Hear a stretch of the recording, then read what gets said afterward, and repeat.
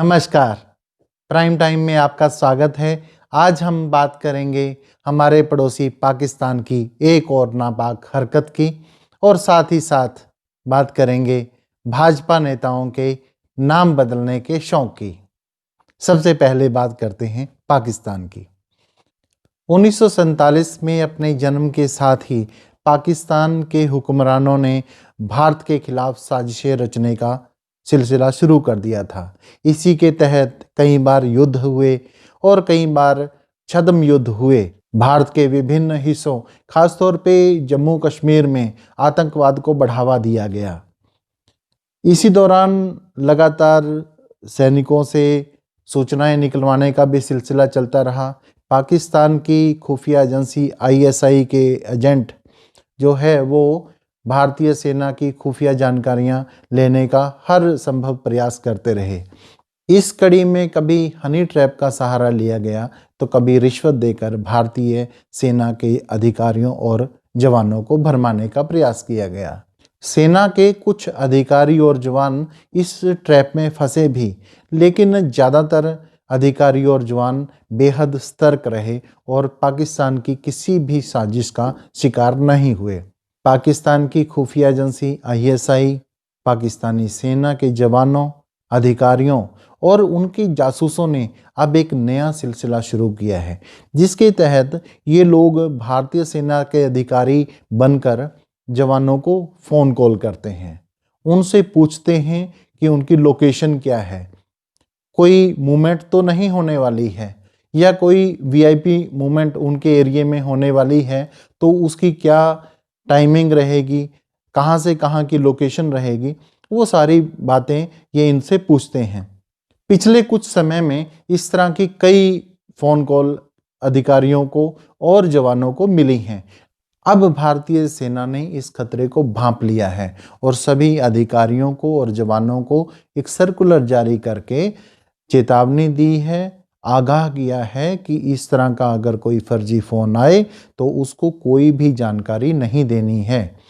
पाकिस्तान की सेना और खुफिया एजेंसी ISI द्वारा भारतीय जवानों से इस प्रकार की जानकारियां इकट्ठी करने का मकसद है कि उनको जवानों की मूवमेंट का पता चले। जब भारतीय सेना के जवान बड़ी संख्या में एक स्थान से दूसरे स्थान पर मूवमेंट करें तो उनको पहले से पता चल जाए और वो पुलवामा जैसे बड़ी जो आतंकी साजिश है उसको अंजाम दे सकें। फिलहाल भारतीय सेना के सामने, उसकी चौकसी के सामने पाकिस्तान की ये साजिश जो है नाकाम हो गई है और पिछले 73 साल में पाकिस्तान का जो चरित्र रहा है उसको देखते हुए यह उम्मीद नहीं कर सकते कि भविष्य में इस तरह की साजिशें नहीं होंगी। पाकिस्तान भविष्य में भी ऐसी ही साजिशें करता रहेगा और हमारी सेना इन साजिशों को नाकाम करती रहेगी। अब हम बात करेंगे भारतीय जनता पार्टी के नेताओं के उस शौक की जिसके तहत विभिन्न शहरों के, दूसरे स्थानों के, सड़कों के, मोहल्लों के और प्रतिष्ठित संस्थानों के नाम बदले जा रहे हैं। इसका असर पहले यूपी में आपने देखा, हरियाणा में भी देखा और जहाँ जहाँ पे भाजपा की सरकारें हैं वहाँ पे भी ये चीज़ देखने को मिली। यहाँ तक कि नई दिल्ली में भी कुछ सड़कों के नाम बदले गए। अब ये सिलसिला जो है वो जम्मू कश्मीर में भी सामने आया है।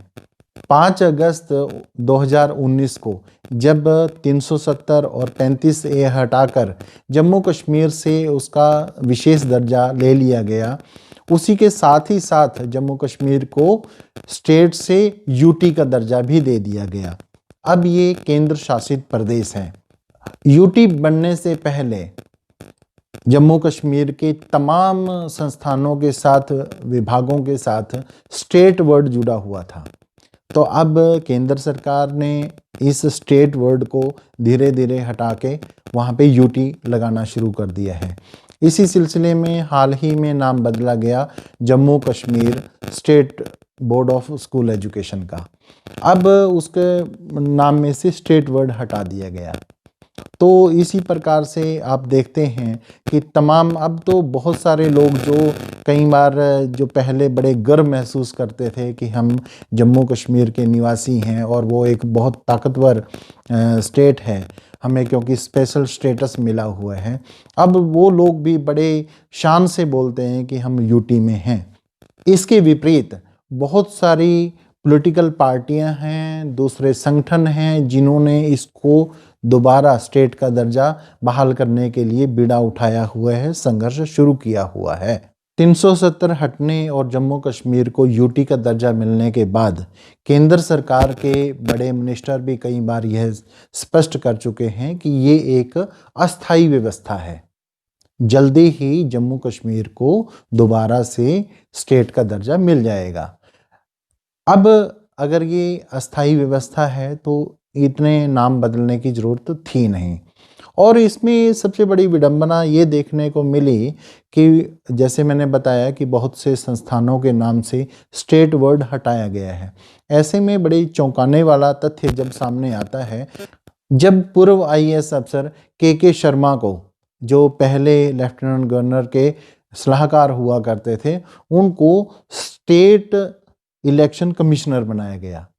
तो अगर आप बाकी सभी जगह से स्टेट वर्ड हटा रहे हैं तो ये 370 हटने, 35 से हटने, यूटी का दर्जा मिलने के बाद के शर्मा को स्टेट इलेक्शन कमिश्नर बनाने की ज़रूरत थी नहीं, क्योंकि अगर ऐसा है तो ये आपके पहले लिए गए फैसलों को कॉन्ट्राडिक्ट करता है।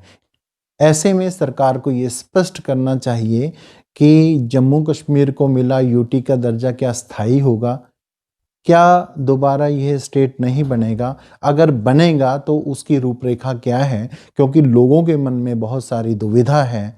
यह दुविधा सरकार को शांत करनी चाहिए। जीके अपडेट रहे हमारे साथ। अगर आप ये वीडियो YouTube पर देख रहे हैं तो हमारे YouTube चैनल को सब्सक्राइब करें और बेल आइकन को क्लिक करें। अगर आप ये वीडियो Facebook पर देख रहे हैं तो हमारा Facebook पेज लाइक जरूर करें।